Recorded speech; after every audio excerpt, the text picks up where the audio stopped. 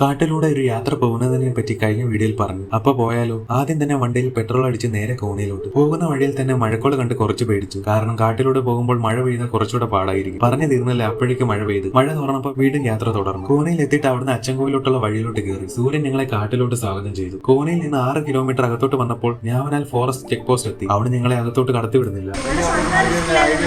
അവർ പറയുന്നത് ഡേഞ്ചറസ് ആണ്, off road മഴയുമാണ്. പക്ഷെ ഞങ്ങൾക്ക് പോയേ പറ്റൂ, അല്ലെങ്കിൽ ട്രിപ്പ് അവിടെ വെച്ച് തന്നെ നിന്നേനെ. എന്നിട്ട് അവർ സ്വന്തം റിസ്ക് ആണ് പറഞ്ഞ് ഞങ്ങളുടെ ഡീറ്റെയിൽസ് എല്ലാം എഴുതി വെച്ച് കടത്തിവിട്ടു. അതിമനോഹരമായിട്ടുള്ള കാട്ടിലോട്ട് ഞങ്ങൾ കയറി. ഇതിലൂടെ വന്നതിന് വേറൊരു ഉദ്ദേശം കൂടെ ഉണ്ട്. എന്തെങ്കിലും ആനിമൽസിനെയും കൂടെ കാണണം. വരുന്ന വഴി ചെറുതായിട്ടൊക്കെ ഓഫ് റോഡാണ്, എന്നാലും സ്കൂട്ടറൊക്കെ ഈസി ആയിട്ട് പോകുന്നുണ്ട്. പോകുന്ന വഴിയിൽ റോഡ് പൊളിഞ്ഞതുകൊണ്ട് അടുത്തുള്ള വഴിയിലൂടെ പോകേണ്ടി വന്നു. ആ വഴി കുറച്ച് മോശമായിരുന്നു, പക്ഷെ ആ വഴിയിലൂടെ പോകുമ്പോൾ ഒരു വെള്ളച്ചാട്ടം കാണാൻ പറ്റും. എവിടെയും നിർത്താത്തത് കാട് കുറച്ച് അപകടമാണ്, എവിടെയും നിർത്തരുതെന്ന് പറഞ്ഞിട്ടുണ്ട്. ഇടയ്ക്കൊക്കെ മഴയും വെയിലും വന്നൊരു യാത്ര. തേക്കിൻ മരങ്ങളുടെ ഇടയിലൂടെ പോകാൻ ഒരു കിടിലം ഫീലാണ്. വഴിയിൽ ഉടനീളം കുരങ്ങന്മാരെയും മയിലിനെയും കാണാൻ സാധിച്ചു. ചിലപ്പോൾ ആനകളെയും കാട്ടുപോത്തിനെയും പുലിയും ഒക്കെ കാണാൻ സാധ്യതയുണ്ട്. ഇവിടുന്ന് ഇടത്തോട്ടാണ് അച്ചൻകോവിൽ. ഈ വഴിയിൽ പോയപ്പോൾ വീടുകൾ കാണാൻ തുടങ്ങി. കഴിഞ്ഞോട്ടം വന്നപ്പോൾ ഇവിടെയൊക്കെ കാട്ടുപന്നികൾ ഉണ്ടായിരുന്നു. അവസാനം എത്തുന്നത് അച്ചൻകോവിലിലെ ക്ഷേത്രത്തിലേക്കാണ്. അവിടെ നിന്നുള്ള കാഴ്ചകളും കണ്ട് അടുത്തുള്ള കടയിൽ കയറി രാവിലത്തെ ആഹാരം കഴിച്ച് ഞങ്ങൾ അവിടെ നിന്ന് മടങ്ങി. അടുത്ത യാത്ര തമിഴ്നാട്ടിലെ മേക്കരൈ പാഡി ഫീൽഡിലോട്ടാണ്. അപ്പൊ അടുത്ത വീഡിയോയ്ക്കായി സബ്സ്ക്രൈബ് ചെയ്ത് കൂടെ കുടിക്കൂ.